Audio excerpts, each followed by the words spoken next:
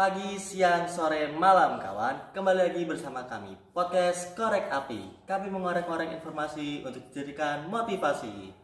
Hari ini kami bersama Bapak Hidayat, pemilik dari warung makan Bebek Kemangi.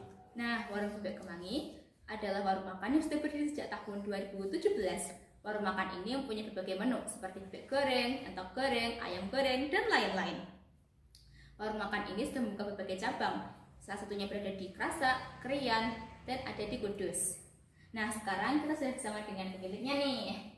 Sebelumnya kami ingin mengucapkan terima kasih sebanyak-banyaknya karena sudah menyempatkan waktu untuk berada di podcast kami.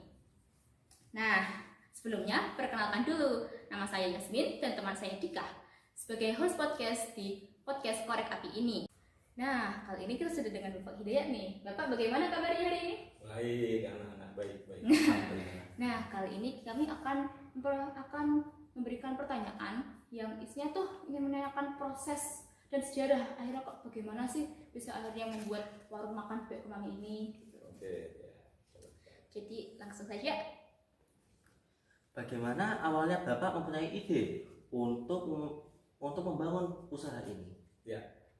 Jadi sebenarnya bukan ide, ini berangkat dari sebuah proses panjang di mana saya selaku kepala rumah tangga bertanggung jawab terhadap keluarga saya. Otomatis setelah saya kesana kemari mencari penghasilan, akhirnya saya berpikir bahwa keluarga adalah fokus.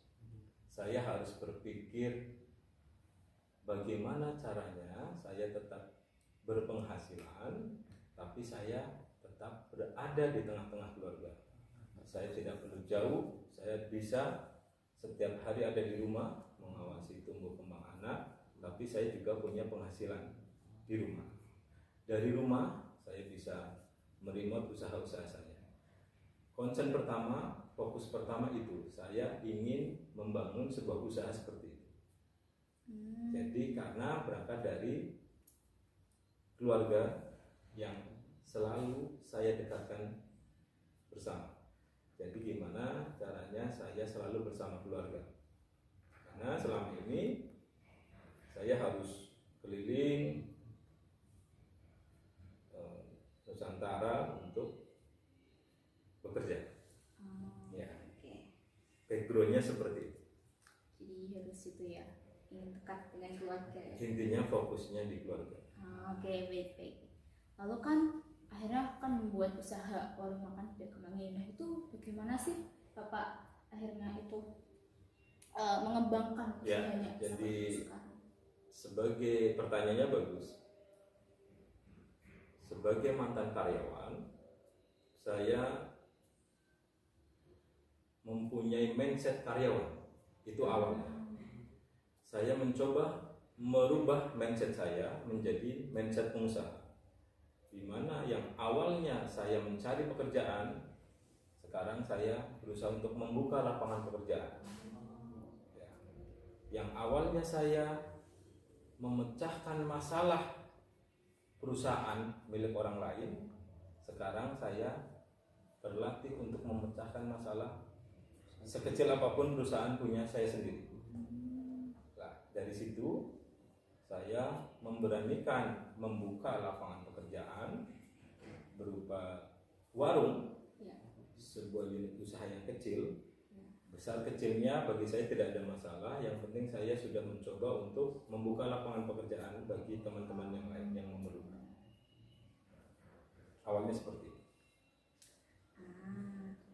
Itu selama proses usaha ini dibangun ada struggle atau masalah apa gitu Pak? Tentu yang namanya masalah tidak cuma dimiliki oleh pengusaha, karyawan, pegawai negeri, pak guru, bu guru, bahkan kalian ya, murid, anak-anak sekolah punya permasalahannya masing-masing.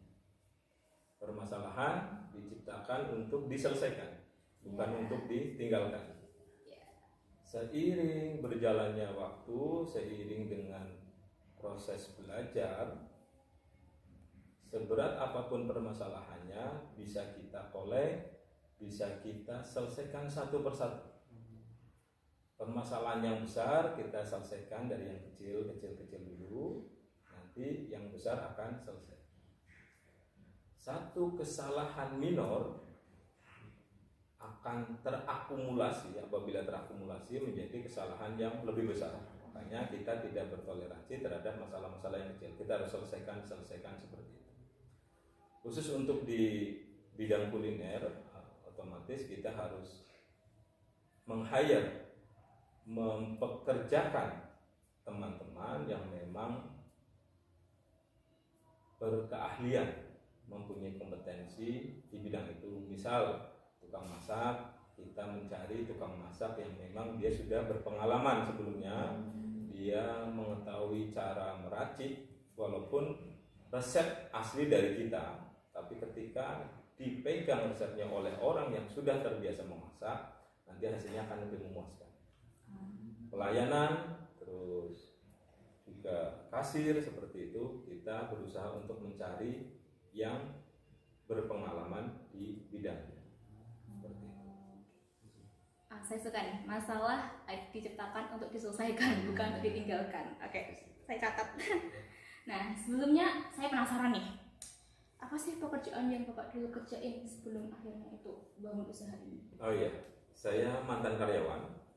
Kebetulan saya terakhir berdinas di Papua di perusahaan tambang PT Freeport Indonesia, di mana sistem roster kerja saya mensyaratkan untuk saya bekerja di remote area di tempat jauh itu di Papua selama 6 minggu. Nanti saya diberi hak untuk pulang ke rumah selama 2 minggu. Jadi saya hanya diberi kesempatan 2 minggu untuk bertemu keluarga. Nah, ini juga yang akhirnya melatar belakangi kenapa saya harus membuka usaha sendiri di rumah. Karena ternyata semakin kita dewasa, semakin mengetahui bahwa penghasilan bukanlah segalanya. Semakin mengetahui bahwa keluarga adalah nomor satu.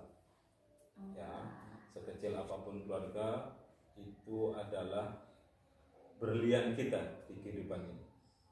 Itu yang harus, ring pertama yang harus kita jaga, kita lindungi, kita hormati, kita kembangkan, kita sejahterakan, kita berbahagia bersama, mulai dari ring keluarga kecil. Artinya ketika saya ada di remote area jauh di Papua, saya tidak memiliki waktu untuk menjalankan fase-fase tadi, sehingga saya akhirnya memutuskan untuk resign. Saya pensiun dini, saya pulang ke Jawa, dan akhirnya saya membangun usaha tadi. Saya di sini lagi-lagi mindset pengusaha. Saya tidak menunggu kesempatan, tapi menciptakan kesempatan. Saya tidak menunggu peluang, tapi saya harus bisa menciptakan peluang. Ketika saya harus menunggu, ketika menunggu kita artinya berpasrah, menunggu ada kebetulan, ada namanya kesempatan, kita hanya menunggu. Ini yang secara mindset pengusaha tidak bisa. Ada atau tidak ada peluang atau kesempatan, kita ciptakan. Seperti itu. Oke, baik. Keren. Aku suka ini. Salah satu kita dapat kata-kata mutiara. Sekali lagi, peluang itu kita tidak harus menunggu peluang, kita harus menciptakan peluang. Oke, lanjut nih. Saat Bapak bekerja di pertambangan Freeport, apa aja sih yang Bapak lakuin? Ya, saya backgroundnya, saya kuliah di elektronika, di teknik elektro. Cuma dari awal bekerja, dari setelah wisuda, saya di-hire selalu di daerah tambang. Pertama saya di pertambangan batu bara di Kalimantan. Selanjutnya sempat sebentar terlibat di telekomunikasi. Setelah itu saya kembali ditarik di pertambangan yang kali ini bukan pertambangan batu bara, tapi pertambangan mineral logam ya, terutama emas, tembaga dan emas. Jadi di sana karena saya background saya elektronika, saya di sana sebagai mentor, sebagai instruktur untuk melatih karyawan-karyawan PT Freeport akan keselamatan pekerjaan, bahwa di pekerjaan saya sebelumnya bekerja dengan selamat jauh lebih penting daripada bekerja dengan hasil maksimal tapi terburu-buru. Keselamatan nomor satu, kita punya tagline safety first, production will follow. Selamat dulu, produksi akan mengikuti. Ketika Anda bekerja tidak selamat, produksinya bagus tapi disertai dengan kecelakaan, ini sangat tidak dianjurkan. Karena sekecil apapun resiko yang menimpa tenaga kerja, apalagi sampai fatality, sampai ada kematian, ini bisa menjadi hal yang sangat merugikan dunia tamu.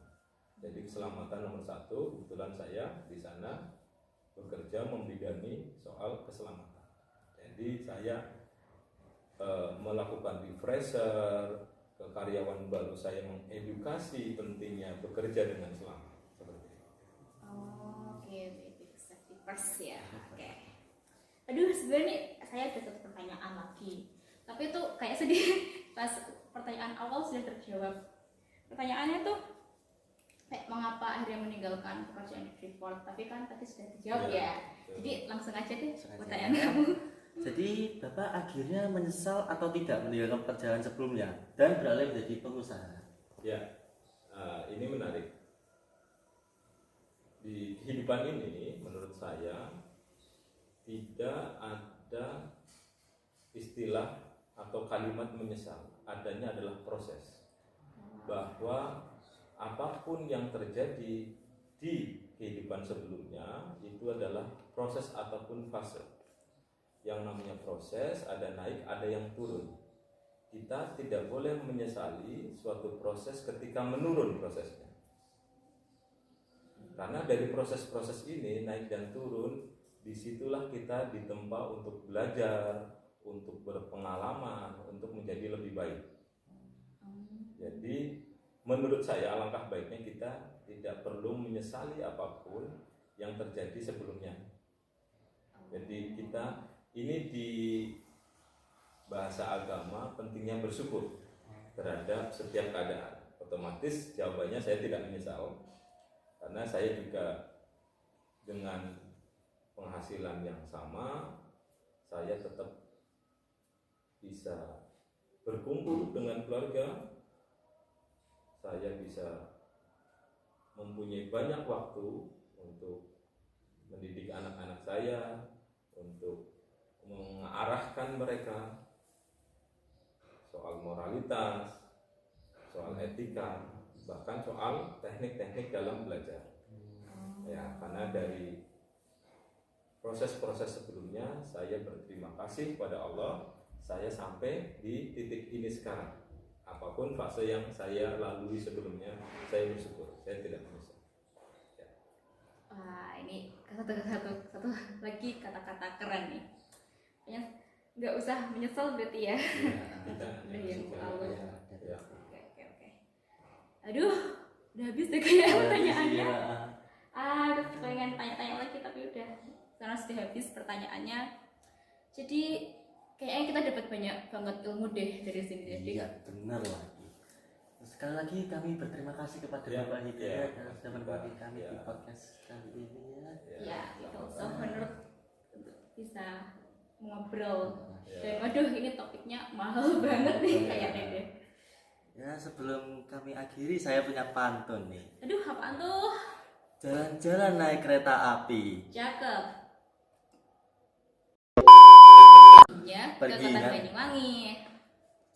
Sudah padam lah kami punya podcast Korek Api. Sampai jumpa di lain hari. Wassalamualaikum warahmatullahi wabarakatuh.